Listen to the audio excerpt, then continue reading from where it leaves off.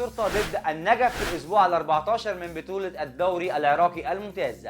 بمشيئة الله تعالى النهارده هنتعرف مع بعض على الموعد والتوقيت وعلى القناة الناقلة لهذه المباراة، وهنتعرف أيضا على ترتيب الفريقين في جدول المسابقة. لكن طبعا قبل ما نبدأ أتمنى من حضراتكم الإعجاب بالفيديو والاشتراك في القناة لمتابعة جميع فيديوهاتنا القادمة بمشيئة الله تعالى.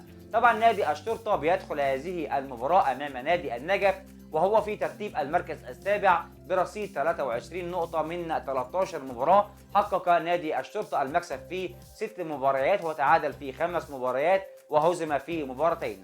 وفي المباراة الماضية من الأسبوع ال13 تعادل إيجابيا أمام نادي نوروز بنتيجة 2-2.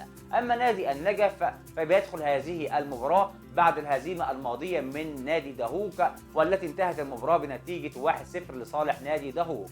طبعا نادي النجف في ترتيب المركز الخامس برصيد 24 نقطة من أيضا 13 مباراة. حقق نادي النجف المكسب في 7 مباريات وتعادل في 3 مباريات وهزم أيضا في 3 مباريات. وسوف يخوض الفريقين بمشيئة الله تعالى هذه المباراة على استاد الشعب الدولي يوم الخميس القادم الموافق 2/2/2023 الساعة 5 مساء بتوقيت العراق، وسوف تنقل المباراة لحضراتكم عبر قناة العراقية الرياضية.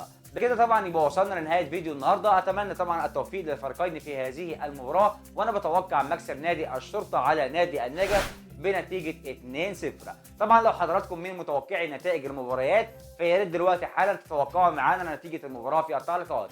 دمتم على خير والسلام عليكم ورحمة الله تعالى وبركاته.